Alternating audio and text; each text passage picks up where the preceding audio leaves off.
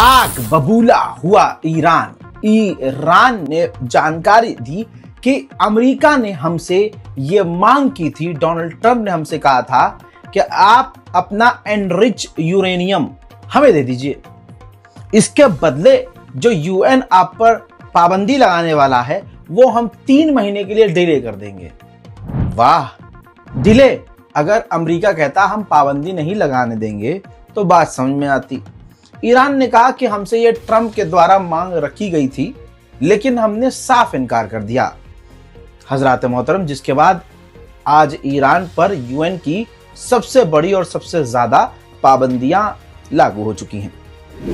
इसके अलावा ईरान ने, क्योंकि अब जब अमेरिका, जर्मनी, फ्रांस इन सब ने धोखा दे दिया यूएन के अंदर, तो जर्मनी, फ्रांस और ब्रिटेन के जो एम्बेसडर्स हैं ईरान में, उनको ईरान ने समन कर लिया, काफी खरी खोटी सुनाई। और इतना ही नहीं, जर्मनी, फ्रांस, ब्रिटेन के अंदर जो ईरान के एम्बेसडर्स हैं उनको ईरान ने वापस बुला लिया। ईरान पूरी तरह से आग बबूला है। उधर ईरान के राष्ट्रपति ने कहा कि हम पर दुनिया की यूएन की सबसे बड़ी पाबंदी लगाई गई है, लेकिन कोई बात नहीं, इसके बावजूद हम एनपीटी से बाहर नहीं निकलेंगे। एक कभी कभी तो ईरान का मुझे खुद समझ में नहीं आता, कभी कुछ कहते हैं कभी कुछ कहते हैं, लेकिन अब जो बात आ रही है वो ये कह रहे हैं कि नहीं, एनपीटी से तो नहीं निकलेंगे हम बाहर, लेकिन आईएईए से हम बाहर हो सकते हैं।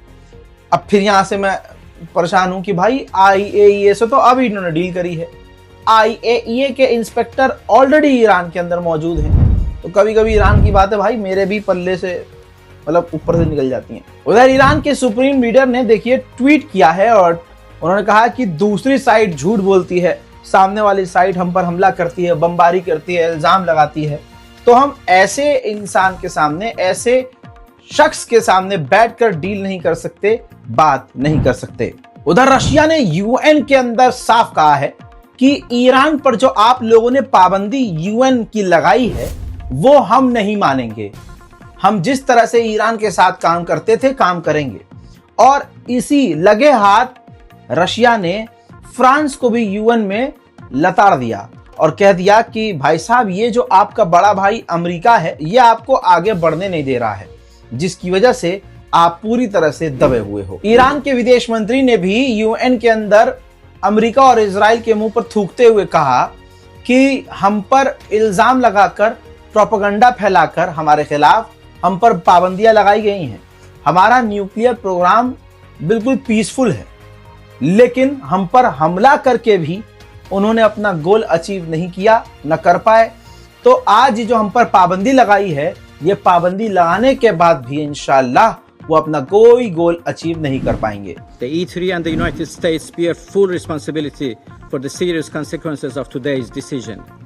By ignoring facts, spreading false claims, misrepresenting Iran's peaceful program, and blocking diplomacy, they have actively and intently paved the way for dangerous escalation. Dear colleagues, just as military attacks have failed to reach any of their declared objectives, the so-called snapback mechanism will fail too. हजरात, उधर फिर से खेल कर दिया Masood Pezeshkian ने। Iran के राष्ट्रपति ने खुद कहा है कि अगर डोनाल्ड ट्रंप हम पर से पाबंदी हटा दे तो मैं खुद बात करूंगा डोनाल्ड ट्रंप से। मुझे पता है आप लोगों को बुरा लगेगा ये सुनने के बाद, लेकिन सबूत लेके आया हूं, सुनिए। Want to be clear, would you meet with President Trump? Until such time that this expectation that President Trump has announced, all he has to do is issue a command for his command to be executed. When we see that executed and implemented, then we're certainly willing to talk. Pezeshkian ने यह भी कहा कि हमने Europe को मना लिया था कि वो हम पर पाबंदी न लगाएं, लेकिन डोनाल्ड ट्रंप ने टांग अड़ाई और यूरोप को अपनी तरफ कर लिया और अब हम पर पाबंदी लगवा दी। ईरान के राष्ट्रपति ने साफ ये भी कह दिया है कि आज तक ईरान ने कोई जंग नहीं छेड़ी है, लेकिन अगर हम पर जंग थोपी जाती है तो हम पीछे नहीं हटेंगे। वली हर किसी به ما حمله کنه تلاش خواهیم کرد که در مقابلش بتونیم پاسخ کوبنده بدیم. قطعا این رو روز به روز تقویت خواهیم کرد که کسی نتونه به این راحتی به ما تجاوز کنه. میدونید در غزه چرا این انسان‌ها رو دارن هر روز بمباران میکنن و این سازمان‌های بین‌المللی همشون خفن و کاری نمیتونن بکنن برای اینکه هیچ قدرت دفاعی ندارن. 65,000 انسان بیگناه رو در غزه تا حالا کشتن. تعداد زیادی از بچه‌ها و زنان دارن از گرسنگی. पेज़ेश्कियान ने लताड़ भी लगाई है अमेरिका को, कहा कि हमें अमेरिका पर भरोसा नहीं है. पहले भी उसी ने डील तोड़ी थी और आज अगर डील वो करता है तो आगे भी वो तोड़ सकता है. हजरात, हड़कंप वाली खबर ये है, आपकी स्क्रीन पर देखिए, लेबनान के अंदर ईरान के नेशनल सिक्योरिटी काउंसिल के हेड पहुंचे थे हसन नसरुल्लाह के बरसी के मौके पर जो इवेंट वहां हुआ. हजरात, कहा जा रहा है कि उस वक्त बड़ा खतरा था, इजराइल के ड्रोन भी आसपास मंडरा रहे थे, लेकिन ईरान के सिक्योरिटी काउंसिल के हेड फिर भी वहां पहुंचे. लेबनान में सिर्फ वो शामिल नहीं हुए, बल्कि लेबनान के अंदर ईरान के नेशनल सिक्योरिटी काउंसिल के हेड ने साफ कहा कि कतर पर हमला करके इजराइल ने यह एहसास दिला दिया है कि कतर आखिरी नहीं है.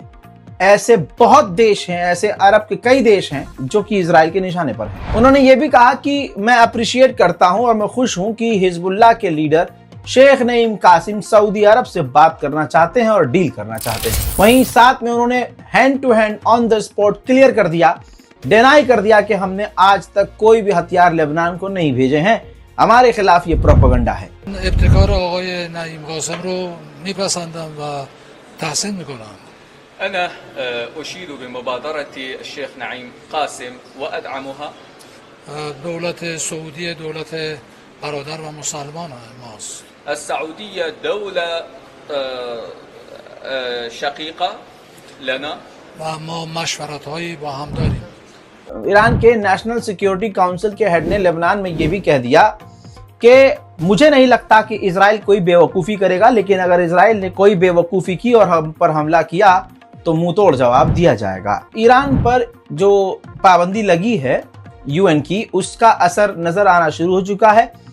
पाबंदियों के बाद चाइना ने ईरान के कुछ टैंकर्स को ब्लॉक कर दिया है. ईरान के जर्नल ने खुलासा किया है कि 12 डेज वॉर के दौरान जब इजराइल और ईरान की जंग चल रही थी तो हमसे रूस ने कोऑर्डिनेट किया था. साथ में उन्होंने आगे ये भी कहा कि हम स्वागत करते हैं कि सऊदी अरब और पाकिस्तान ने डिफेंस सिक्योरिटी डील कर ली है, ये काफी बेहतर है. अमेरिकाई ها میخوان آرام آرام این منطقه را ترک کنن و برن به سمت شرق آسیا، برن به سمت چین. ولی کن من تصورم اینه که اون پیمان هایی که اینها مثلا پیمان ابراهیم دنبالش بودن یا کریدور داوود، اینایی که صهیونیست‌ها میگن یه کریدوری، حالا نمیخوام، من تصورم اینه که اونا یه راهبردی دارن، ملت ها و دولت های اسلامی هم یه راهبردی دارن. من این پیمان عربستان و पाकिस्तान را مثبت ارزیابی می‌کنم. हाँ दोस्तों, आगे सुनिए, ये तस्वीर देखिए, ईरान के आसमान के ऊपर MiG-29, जी हाँ MiG-29 उड़ता हुआ नजर आ रहा है. साफ है, क्लियर है, साबित हो गया है कि ईरान के अधिकारी ने 2 दिन पहले कहा था और रजा गराफी ने आपको ठोक कर कहा था कि हाँ, ईरान को फाइटर जेट मिल चुके हैं, लेकिन इससे एडवांस फाइटर जेट अभी रूस के आना बाकी है. हजरात, इजराइल की हवा टाइट है. इजराइल ने वार्निंग जारी की है और कहा है कि ईरान के लोग, ईरान के ऑफिशियल जो हैं, जो सरकार के लोग हैं जासूस टाइप में, वो इजरायलियों को डायरेक्ट कांटेक्ट कर रहे हैं और उनको अपनी तरफ या जासूसी करवाने के लिए उनको मोटा पैसा ऑफर कर रहे हैं, अपनी तरफ करने की कोशिश कर रहे हैं, जासूसी उनसे करवाने की कोशिश कर रहे हैं. उधर सैटेलाइट तस्वीर देखिए, सैटेलाइट तस्वीरों से खुलासा हुआ है कि इजराइल का हलक सूखा हुआ है. इजराइल ने ईरान के खौफ में अमेरिका के और 3rd air defence system advance तैनात कर दिए हैं. मोहतरम हजरात, अमेरिकी रिपोर्ट से खुलासा हुआ है. ये देखिए रिपोर्ट, अमेरिकी रिपोर्ट में क्लियर कट लिखा हुआ है कि जब ईरान ने इजराइल पर मिसाइलें दागी तो अमेरिका पूरी ताकत से फाइटर जेट उड़ा रहा था. तवज्जो यहां चाहूंगा कि ईरान के सस्ते ड्रोन तक को मारने के लिए अमेरिका ने अपने तमाम फाइटर जेट उड़ा दिए. और एक फाइटर जेट के पायलट की कहानी ये सामने आई कि उसने ईरान के ड्रोन को मार गिराने के लिए उसके फाइटर जेट में जितने बम थे सारे दाग दिए. उसके बाद आखिर में उसका जब सारा बम खत्म हो चुका था फाइटर जेट पर, तो उस फाइटर जेट में आखिरी बम था लेजर गाइडेड बॉम्ब, नया हथियार था. तो फाइटर जेट उड़ाने वाले पायलट का बयान खुद है इस रिपोर्ट के अंदर कि मैंने फिर ईरान के ड्रोन के ऊपर लेजर गाइडेड जो है हथियार दागा, मिसाइल दागी, लेकिन जब धमाका हुआ, मिसाइल फटी, तो मुझे लगा ये धुआं जो उड़ रहा है, धमाका जो हुआ है, ये ईरान का ड्रोन मैंने हिट कर दिया, खत्म कर दिया। लेकिन जब वो धुआं छटा और जब मैंने देखा तो ईरान का ड्रोन सही सलामत उड़ रहा था। यानी लेजर गाइडेड मिसाइल, अमेरिका का लेटेस्ट हथियार, ईरान के ड्रोन को मार गिराने में फेल साबित हुआ। ये तमाम रिपोर्ट मेरे घर के नहीं है भैया, हाँ, ये रिपोर्ट अमेरिका की ही है। ईरान के विदेश मंत्री ने कहा कि अब ये क्लियर हो गया है कि यूरोपीय यूनियन और अमेरिका सिर्फ हमें कमजोर करना चाहते हैं। ये इतने अजीब किस्म के हैं लोग कि ये हमसे यूरेनियम मांग रहे थे सिर्फ 3 महीने का बैन डिले करने के लिए।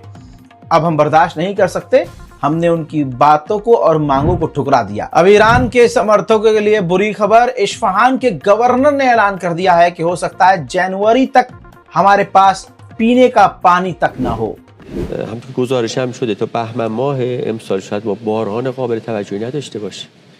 یعنی ما امسال یه پاییز فوق العاده خوش رو داریم، این پیش روی ماست. پس خیلی سریع یه پاییز داریم که اصلا باران دیگه نخواهد داشت. اگه هم داره در حدی که ما اسمانمون ماشینا رو چیکار میکنه. हज़रात मोहतरम, ये थी ईरान स्पेशल रिपोर्ट। इस रिपोर्ट को शेयर कीजिए, अपनी दुआओं में मुझे याद रखिए, चैनल को सब्सक्राइब कीजिए। जय हिंद।